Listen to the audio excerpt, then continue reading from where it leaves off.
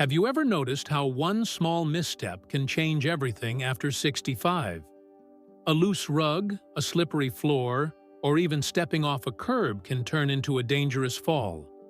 And here's the frightening truth: one fall isn't always just a fall. For many older adults, it can mean weeks in recovery, loss of independence, or even the start of a life that feels completely different. But what if I told you that many falls are not accidents at all? In fact, they can often be prevented not with special shoes equipment or strength, but simply by changing the way you walk. Physical therapists and aging experts have revealed 6 powerful walking tricks that can help you stay steady, confident, and free from fear. If you're new here, don't forget to subscribe for more health and longevity tips designed for seniors. And before we begin, I'd love to know, where are you watching from today? Drop your city or state in the comments below. Now, let's uncover these 6 walking habits that could protect your independence and keep you moving safely for years to come. Step 1. Head position awareness. When most people think about balance, they imagine their legs, their feet, or maybe even their shoes. But balance actually begins higher up, right, with your head. Where you place your head when you walk, quietly, controls how your entire body follows. Think of your head like a steering wheel. Wherever it goes, your shoulders, spine, and hips automatically line up. That's why posture changes so much with age.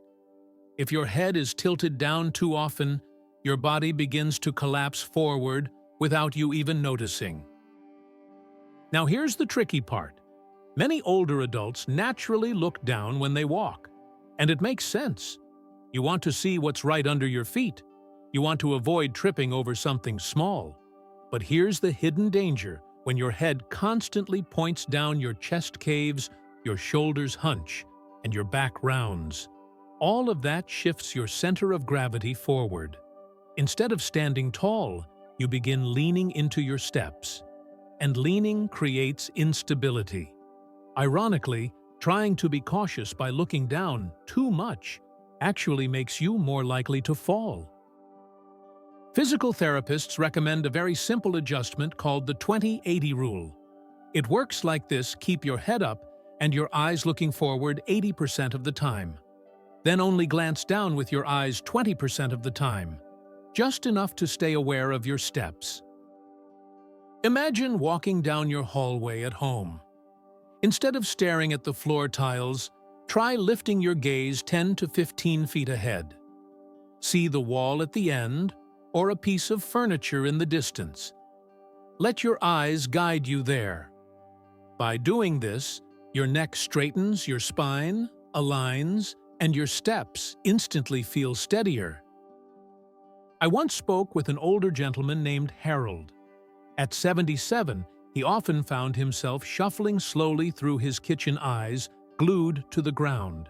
He thought he was being careful, but one afternoon he stumbled over the edge of a small rug he didn't see in time. After that scare, his therapist gave him the 20-80 rule. At first, Harold said it felt uncomfortable, almost risky to look up. But within 2 weeks, he realized he was walking with more confidence than he had in years. His words were powerful. "When I lift my head, I feel like the world opens back up." That's exactly what this small change can do. It doesn't take new muscles. It doesn't require hours of training. It simply requires awareness. The more often you practice, the more natural it becomes. Soon, you won't even have to think about it. Your body will simply choose a safer posture on its own. So the next time you take a walk around the house, through the garden, or even at the grocery store, ask yourself, where is my head right now?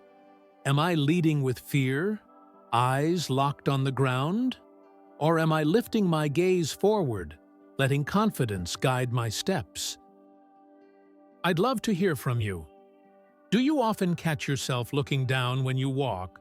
Or are you already practicing this head-up approach? Share your experience in the comments below. Your story might inspire someone else to try this simple shift today.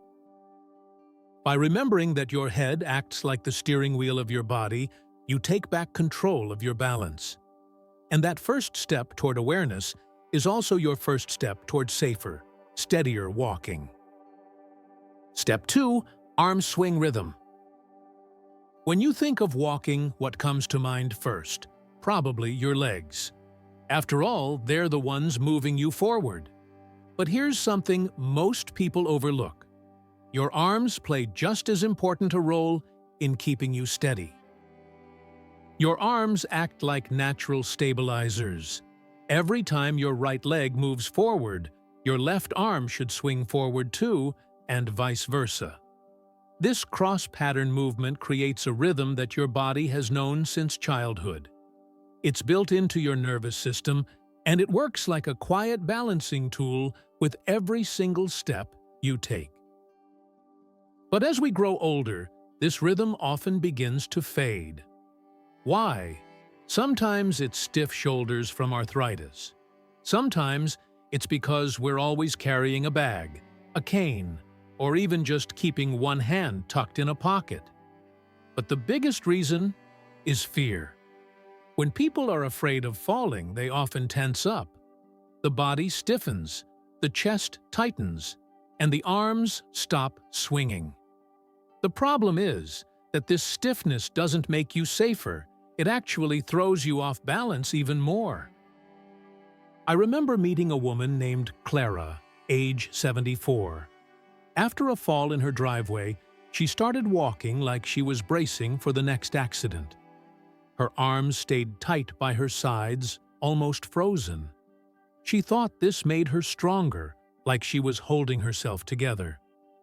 But in reality, every step became shakier. Her therapist taught her to loosen her elbows, to let her arms move just a little with each step. Within weeks, Clara noticed something she hadn't felt in months. Her walking felt natural again. She told me, "When I let my arms move, I stop feeling like a prisoner in my own body." That's the beauty of arm swing. It doesn't need to be dramatic or exaggerated. Even the smallest, gentlest swing brings back rhythm and stability. Think of it like music. Walking without swinging your arms is like dancing without a beat. You can do it, but it feels awkward and unsteady. Add the rhythm back in, and suddenly everything flows. Here's a simple way to practice. Stand near a counter or a sturdy chair. March in place, just lifting your knees a little. Let your arms swing naturally with the movement. Feel the rhythm: right leg, left arm. Left leg, right arm. Then take a short walk across the room. Notice if one arm swings more than the other. If so, focus on bringing gentle motion to the side that's stiffer. Even if only one arm swings freely, it's far better than none. Some people even like to count 1, 2, 1, 2, matching their steps to their arm swings. This creates a mental cue that reinforces balance. Others do a short warm-up march before leaving the house, especially if they've been sitting for a while. It loosens the shoulders and reminds the body of its natural rhythm. The next time you go for a walk, pay attention. Are your arms swinging freely, or are they stiff against your sides? If you catch yourself locking up, take a breath and loosen your elbows. Let your hands move gently forward and back. You don't need to force it. Your body already knows this pattern, it's just waiting for you to release it again. I'd love to ask you, when you walk, do you notice your arms moving in rhythm? Or do you find yourself tightening up, especially when you feel nervous? Let me know in the comments. Your insight could help someone else who feels the same way. Remember, balance isn't only about strong legs. It's about letting your entire body work together like an orchestra. And your arms are the quiet instruments that bring harmony to your steps. Step 3. Heel-to-toe landing. Walking might seem like the most natural thing in the world. After all, you've been doing it for decades. But did you know that how your foot touches the ground can quietly decide how steady or unsteady you feel. Most people don't think about it. They just step. But here's the truth. The safest and most balanced way to walk is by landing heel first, then rolling through the ball of the foot, and finally pushing off with the toes. This heel-to-toe sequence isn't just habit, it's the body's built-in shock absorber. It smooths each step, keeps your joints aligned, and reduces your risk of tripping. As we age, however many people lose this pattern. Instead of landing on the heel, they start putting the whole foot down flat, or even touching the ground with their toes first. Sometimes it's stiff ankles, sometimes weak calves, and sometimes it's simply fear shuffling feels safer. But here's the danger. Shuffling shortens your stride, makes your muscles lazy, and increases your chance of catching a toe on a rug, a step, or uneven ground. I once met a man named George, 81, who told me he didn't even realize he'd stopped walking heel to toe. His daughter noticed it first. She said, "Dad, you're sliding instead of stepping." He brushed it off until the day he tripped over a small door threshold and bruised his hip. A physical therapist showed him how to retrain his feet. The advice was simple. Slow down, feel the heel touch first, then let the foot roll naturally.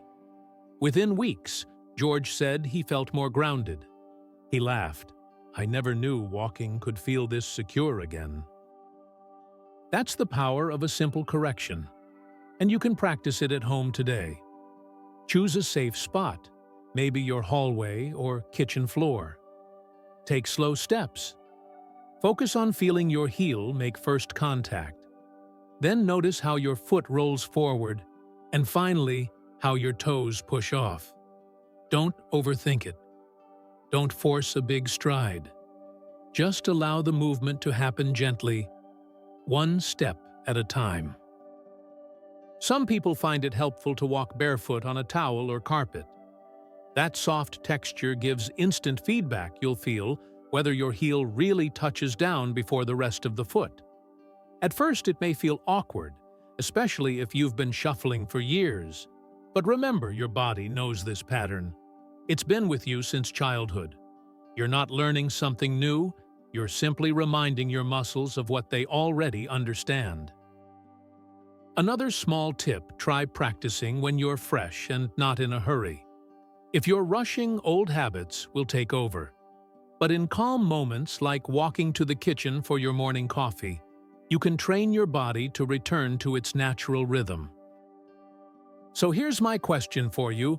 When you walk, do you notice your heel touching first? Or do you sometimes find yourself placing the whole foot flat? Drop a comment and share. Your answer could spark awareness for someone else who hasn't thought about this before. Remember, safe walking isn't about speed or distance. It's about quality. Each heel-to-toe step builds confidence, keeps you moving smoothly, and lowers your chance of falling. It's a small change, but one that can protect your independence for years to come. Step 4. The power of small steps. Sometimes the simplest changes make the biggest difference. And one of the most surprising tips experts give older adults is this: take smaller steps. It sounds almost too basic to matter, but shortening your stride can dramatically improve your balance and safety. Think back to your younger days. Long strides often felt natural, maybe even powerful. You covered more ground with less effort. But as we age, those big steps don't serve us the same way. When you reach too far forward with your foot, your center of gravity shifts backward. That creates extra pressure on your hips and knees, and it slows your ability to react if something unexpected happens. A crack in the sidewalk, a slippery patch of floor, or even a sudden dizzy spell can catch you off guard. And with a long stride, your body has less control when it really matters.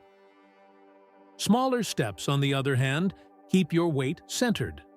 They help you stay balanced and give you quicker reaction time.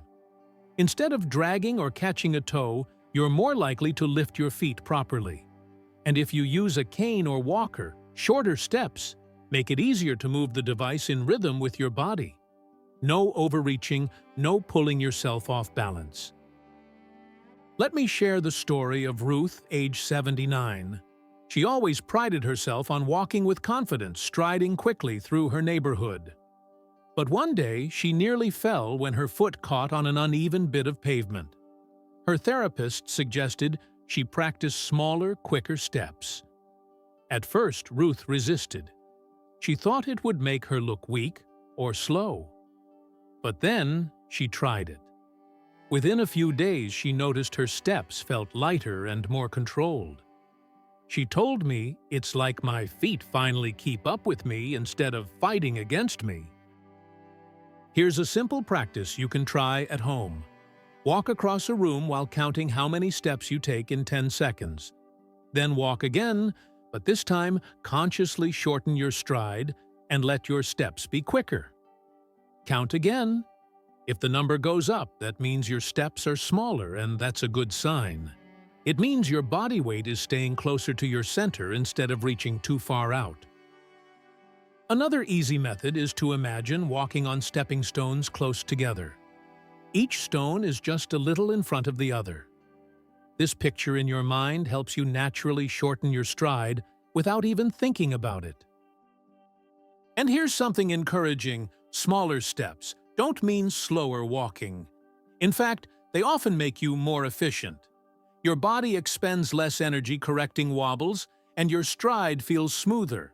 Some seniors even report they can walk longer distances because their steps are lighter and less taxing on their joints. So the next time you're walking, whether it's around your kitchen, through the garden, or at the grocery store, pause and notice. Are your strides long and reaching, or are you keeping your steps short, steady, and centered? I'd love to hear from you. Do you already practice shorter steps when you walk? Or is this a new idea for you? Leave a comment below and share your experience. Someone else watching might benefit from your perspective. Remember this: walking is not about proving how fast or how far you can go. It's about staying safe, steady, and confident with every step. And sometimes, the smallest steps you take are the ones that carry you the farthest. Step 5. Core strength is balance strength. When people think of balance, they usually picture their legs or feet. But the real secret to steadiness begins in the center of your body, your core. Those muscles in your stomach, lower back, and hips are like the foundation of a house. If the foundation is weak, everything above it feels shaky. But if it's strong, everything stands tall and secure. Your core does more than just hold you upright. It connects your upper and lower body, stabilizes your spine, and keeps your posture aligned. Every step you take relies on these hidden muscles. If they've grown weak, your legs and feet have to work twice as hard just to keep you steady. That's when walking begins to feel uncertain, and you may find yourself leaning on walls, furniture, or railings without realizing it. Let me tell you about Mary. She's 82 and loved tending her garden. But over the years, she began falling once in the yard, once in the kitchen, and even during a simple walk to the bathroom at night. Her daughter grew worried and took her to a physical therapist. Surprisingly, the issue wasn't her legs, it was her core. Years of sitting more and moving less had quietly weakened those muscles. The therapist didn't give her heavy weights or long exercise routines. Instead, Mary was taught 2 tiny movements. First, stand near a sturdy chairlift, 1 foot an inch off the ground, hold for 5 seconds, then switch. Second, while brushing her teeth, gently pull in her stomach, just enough to feel it tighten. That was it. No crunches, no gym membership, just tiny daily habits. After only a few weeks, Mary felt something remarkable. She said, "I feel glued to the floor in a good way. Like the wind couldn't blow me over anymore. That invisible strength came from her core. And you can build the same strength starting today. Here are a few gentle practices. While standing in your kitchen or waiting for your coffee, slightly draw your belly button inward toward your spine. Hold for a few seconds, then relax. Nobody will even notice you're doing it. At a counter or near a wall, lift one foot just an inch or two off the floor. Keep your posture tall. Hold, then switch sides. Even sitting in a chair, you can practice tightening your stomach gently for 5 seconds at a time. These little efforts may not look like much, but they add up quickly. The key is consistency. A few seconds here, a few times a day, and you'll begin to feel stronger from the inside out. When your core is stronger, your posture improves, your steps feel lighter, and your risk of stumbling decreases. You'll find yourself walking with more confidence, just like Mary did. So let me ask you, do you already do any small exercises for your core? Or is this something new you might try? Share in the comments. Your routine could inspire someone else to start today. Remember, balance isn't only about what's happening in your legs. It's about the power that radiates from your center. Strengthen that core, and you strengthen your independence. Step 6. Awareness of floor patterns and transitions. When most people think about falling, they picture big obstacles clutter on the floor, a step they didn't see, or a rug in the hallway. But the truth is, many falls happen because of something much smaller, a simple change in the floor beneath your feet. As we get older, our depth perception and reaction time naturally slow down. That doesn't mean anything is wrong with you, it's just the normal process of aging. But it does mean that your brain takes a little longer to adjust when you move from one surface to another. For example, walking from carpet onto tile, or stepping from a bright sunny porch into a dim hallway. Your feet keep moving, but your brain hasn't quite caught up yet. And in that tiny delay, balance can slip away. Let me share the story of Alan, a 78-year-old from Indiana. He was active, alert, and cautious. But one day, he nearly fell in his kitchen. The floor had just been mopped. It looked fine, but it was slick. Alan said, "I didn't think twice until my foot slid out from under me." That scare changed him. His therapist gave him a new habit. Each time he entered a room, he quietly said out loud what kind of floor he was stepping onto. Tile, carpet, wood. It sounded silly at first, but it gave his body time to prepare. Since starting this habit, Alan hasn't had another close call. You can try the same technique. When you're walking around your home, or even in a store, label the floor in your mind. Rug, step down, tile. By naming the surface, you force your brain to notice the transition. That small pause can keep you from being caught off guard. Another thing to watch for is glossy or shiny floors. They may look beautiful, but reflections can trick your eyes. The surface appears flat when it might actually be uneven. If you wear bifocals, be especially cautious. The lens shift can distort how you see steps and curbs. Here's a simple tip. When moving from a bright area into a darker one, don't rush. Pause for just a second. Give your eyes and brain time to adjust before stepping forward. That tiny moment of patience can prevent a dangerous stumble. Think about your own home. Are there areas where the flooring changes? A rug near the door, a slippery bathroom tile, or a dim hallway? Bringing awareness to these transitions can transform your safety. One woman I know, Helen, age 80, started a habit of tapping her cane gently on the new surface before stepping fully onto it. She said it made her feel like she was announcing the floor to her body. That little trick gave her confidence, and it worked. So let me ask you, in your home, Where do you feel the floor is most risky? Is it a rug, a shiny tile, or maybe the step into your garage? Share your answer in the comments. You might give someone else an idea of what to look out for. Remember, it's not just the big obstacles that cause falls. It's the small, unnoticed transitions that sneak up on you. By slowing down, labeling surfaces, and giving your body a chance to adjust, you turn every step into a safer one. Awareness isn't just protection, it's freedom. Conclusion.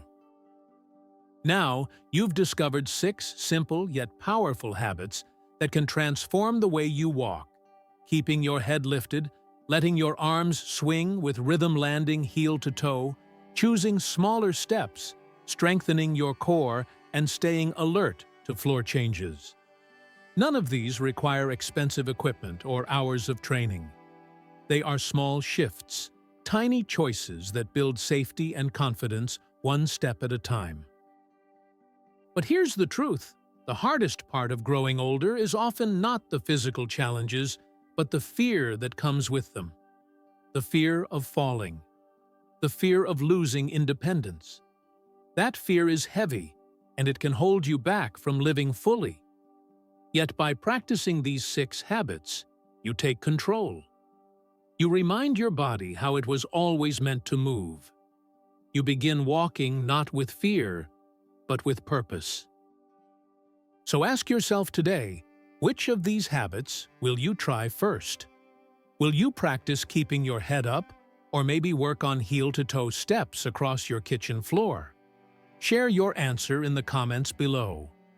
Your words could encourage someone else who feels uncertain right now. And if you found this video helpful, don't forget to like, subscribe, and share it with a friend or loved one. You never know who might need these reminders. Thank you for spending this time with me. Take each step with strength, with awareness, and with the confidence that your journey is still unfolding. You're not done walking forward, you're just getting started.